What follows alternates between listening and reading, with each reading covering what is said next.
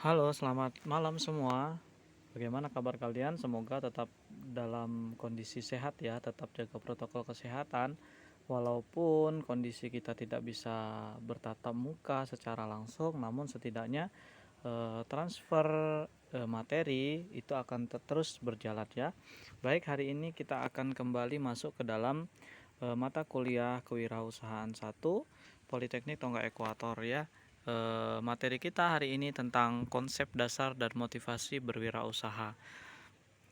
Nah, pengertian berwirausaha atau kita kenal dengan entrepreneur ya. Apa itu? Yakni proses menciptakan sesuatu yang berbeda dengan mengabdikan seluruh waktu dan tenaganya disertai dengan menanggung resiko keuangan ya, kejiwaan, sosial, dan menerima balas jasa dalam bentuk uang dan kepuasan pribadi. Nah, jadi kalau seandainya kita ingin langsung terjun di dalam dunia berwirausaha atau dunia entrepreneur, ya ini kita mesti ya mengabdikan diri kita benar-benar penuh ya. Jadi kadang kalau kita ingin berwirausaha itu waktu kita tidak cukup sedikit ya, tapi kita harus cukup banyak waktu kita untuk memberikan yang terbaik guna mendapatkan hasil yang terbaik kita. Nah, selanjutnya belajar kewirausahaan dari kecil. Memang ini sudah seharusnya masyarakat di Indonesia ini sudah harus mengenal tentang kewirausahaan itu sejak dini. Kenapa? Ya karena sejatinya berwirausaha itu adalah hal yang sangat mengasihkan ya. Ya, berwirausaha tidak bisa diajarkan di sekolah-sekolah beberapa tahun yang lalu ya. Jadi beberapa tahun yang lalu itu agak sulit kita ketika mengajarkan tentang wirausaha di anak usia dini. Kenapa? Memang belum ada support, baik itu dari support bentuk IT, informasi teknologi dan sebagainya. Ini agak kesulitan. Namun sekarang semua bisa diakses, sangat mudah ya.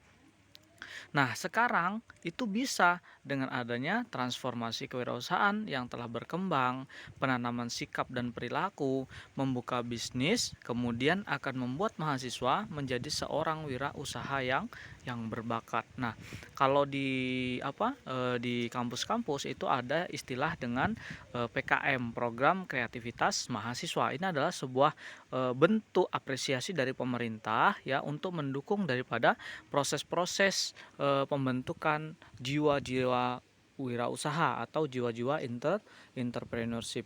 Ya, jadi ini dia contoh kecilnya bahwa pemerintah sangat mendukung dengan program-program seperti ini. Yang selanjutnya, motivasi mahasiswa menjadi wirausaha. Yang pertama apa sih ya motivasi kita seorang mahasiswa itu untuk menjadi wirausaha? Yang pertama karena di dalam wirausaha itu ada namanya laba. Ya, laba untung itu yang harus menjadi motivasi kita. Jangan kita selalu mikirkan laba rugi dulu ya, tapi laba untung ya. Minimal pakpo kata bahasa orang ya. Yang kedua, di dalam berwirausaha kita harus memiliki rasa bebas. Rasa bebas maksudnya apa? Kita harus memiliki jiwa bahwa kita tidak di bawah tekanan manapun. Jadi benar-benar kita yang melakukan, kita yang memberikan inovasi, kita yang memberikan kenyamanan ke dalam diri kita sendiri ya, kita sendiri yang memberikan kenyamanan kepada konsumen dan sebagainya. Itu adalah sebuah kebebasan. Beda kalau seandainya kita bekerja di bawah tekanan instansi pemerintahan ya, atau instansi yang swasta dan sebagainya. Itu kan kalau seandainya pimpinan kita nyuruh A, maka kita harus ke A. Kalau pimpinan mengatakan B, kita harus B. Kita tidak bisa mandiri dan sebagainya. Nah, kalau di dalam wirausaha itu ada yang namanya kebebasan, baik kebebasan kita di dalam melakukan sesuatu dan sebagainya. Yang selanjutnya ada impian personal ya. Siapa sih yang tidak memiliki mimpi ingin menjadi seorang pengusaha besar ya? Ya, hanya beberapa orang saja mungkin yang itu belum terbuka pikiran dan sebagainya. Ya, termasuk saya sendiri sebenarnya sangat menginginkan inginnya terbentuk jiwa wirausaha. Ya, namun memang ya perlu adanya tekad yang kuat, tekad yang kokoh ya, jiwa yang ulet dan sebagainya. Karena apa? Karena ketika kita sudah menentukan terjun ke dalam dunia bisnis, maka resiko kita harus siap untuk menanggungnya. Yang selanjutnya ya, ini akan membentuk diri kita adalah jiwa yang mandiri ya. Jiwa yang mandiri artinya apa? Kita bisa melakukan banyak hal ya, banyak hal, kita tidak tergantung kepada orang lain ya. Kita selalu bisa membuat diri kita itu nyaman, happy dan sebagainya. Selanjutnya, beberapa bakat yang harus dimiliki oleh wirausaha. Yang pertama, adanya kemauan yang tinggi ya. Kemauan yang tinggi itu bukan hanya dalam bentuk ucapan saja, bukan hanya dalam bentuk cita-cita, namun harus kita implementasikan dalam bentuk kondisi yang real. Ya, yang kedua, kita harus memiliki rasa percaya diri. Ya, kenapa? Karena orang yang tidak memiliki rasa percaya diri itu akan sulit sekali di dalam membangun sebuah mindset tentang wirausaha. Oleh karenanya, kita butuh namanya rasa percaya diri bahwa kita pasti bisa. Yang selanjutnya, berani mengambil risiko. Ya, kalau kita enggan untuk mengambil risiko, tidak berani terjun langsung, maka kita akan sulit untuk mengactionkan mimpi-mimpi kita. Yang selanjutnya, kita harus memiliki jiwa yang namanya pekerja keras ya. Pekerja keras saja tidak cukup ya, maka harus diimbangi dengan kerja cerdas. Kerja keras, kerja cerdas, maka hasilnya akan tuntas. Selanjutnya harus fokus pada sasaran. Ya jelas, kalau seandainya kita tidak fokus kepada satu sasaran, maka ini akan menyebabkan bias. Bias dalam arti apa? Apa yang kita cita-citakan, apa yang kita tuju itu tidak akan pernah tercapai kalau seandainya kita tidak fokus. Yang selanjutnya, berani bertanggung jawab. Ya, jadi kalau seandainya ada masalah, punya masalah, baik itu dalam usaha kita, baik itu dalam komplain daripada konsumen, maka jangan kita lari dari tanggung jawab. Kita harus mampu untuk membuat diri kita memiliki mental tanggung jawab.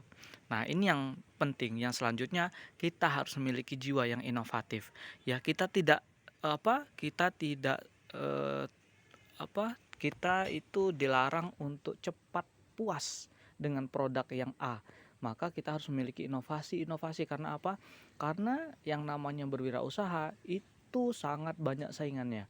Ketika kita tidak memungkinkan atau kita sulit untuk berinovasi, maka usaha kita, produk kita ya lambat laun ya akan membuat konsumen menjadi bosan, sehingga kita membutuhkan pemikiran inovatif, inovasi dan lain sebagainya di dalam memasarkan produk-produk yang akan kita jual.